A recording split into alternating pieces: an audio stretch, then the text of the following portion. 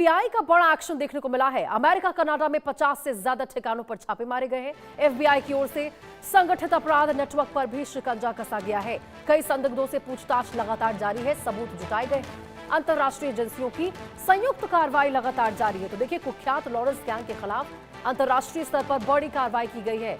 अमेरिकी जांच agency FBI ने कनाडाई एजेंसियों के साथ मिलकर अमेरिका और कनाडा में 50 से अधिक ठिकानों पर एक साथ छापेमारी की।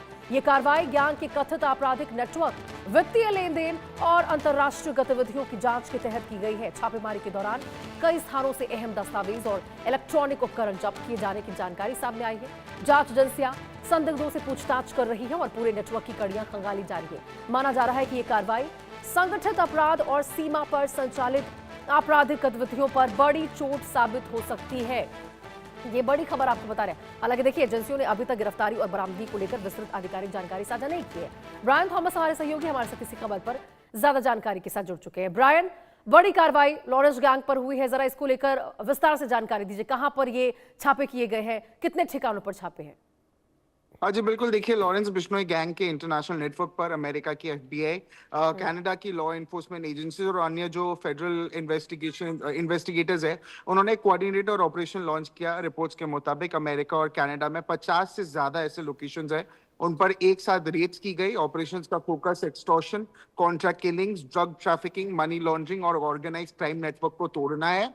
इसके अलावा भी इन्वेस्टिगेटर्स का मानना है कि लॉरेंस बिश्नोई गैंग ने नॉर्थ अमेरिका में अपना नेटवर्क काफी मजबूत किया था और वहां से एक्सटॉर्शन रैकेट्स, हवाला फंडिंग और गैंग ऑपरेशंस को भी कोऑर्डिनेट किया जा रहा था। और रेड्स के दौरान भी इलेक्ट्रॉनिक डिवाइसेस, फाइनेंशियल रिकॉर्ड्स और कई ऐसे अहम डॉक्यूमेंट सीज किए गए हैं और कई सस्पेक्ट्स को भी डिटेंशन में लेकर पूछताछ की जा रही है। इसके अलावा भी ये एक्शन इंडिया की एजेंसीज के साथ इंटेलिजेंस शेयरिंग के बाद हुआ बताया जा रहा है। और लॉरेंस बिश्नोई खुद इंडिया की जेल में बंद है, लेकिन एजेंसीज का आरोप है कि उसका जो गैंग है फॉरेन बेस्ड ऑपरेटिव्स के जरिए ओवरसीज से भी अपना क्रिमिनल एक्टिविटीज चला रहा है। और इस ऑपरेशन को लॉरेंस गैंग के जो ग्लोबल नेटवर्क्स के खिलाफ अब तक की सबसे बड़ी इंटरनेशनल क्रैकडाउन के रूप में भी देखा जा रहा है। जी बिल्कुल ब्रायन, और देखिए, एक तरफ से यहाँ भारत में भी जिस प्रकार से वो लगातार बॉलीवुड सितारों को धमकियां देता रहता है, भले वो जेल में बंद है लेकिन उसके गुर्गे चारों तरफ नजर आते हैं लॉरेंस गैंग के। ऐसे में कहीं ना कहीं ये जो जांच चल रही है एफबीआई की, भारत की ओर से यदि कोई सपोर्ट की बात होती है तो उसमें भारत बिल्कुल आगे बढ़कर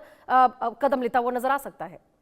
या जी बिल्कुल, क्योंकि ऑब्वियसली ये ऑब्वियसली बात है, क्योंकि लॉरेंस बिश्नोई है या उनका गैंग है, एक्सटॉर्शन पे ही सीमित नहीं है, ड्रग ट्रैफिकिंग और कई सारे ऐसे फंडिंग्स है जो करते हैं। ऑफिसर्स का ये भी मानना है कि ये जॉइंट ऑपरेशन ऑर्गेनाइज्ड क्राइम के खिलाफ एक मेजर एक्शन है और इससे लॉरेंस गैंग के ओवरसीज नेटवर्क को भी एक बड़ा झटका लग सकता है। फिलहाल एजेंसीज ने अरेस्ट और रिकवरीज को लेकर डिटेल ऑफिशियल स्टेटमेंट जारी नहीं किया है, लेकिन इन्वेस्टिगेशन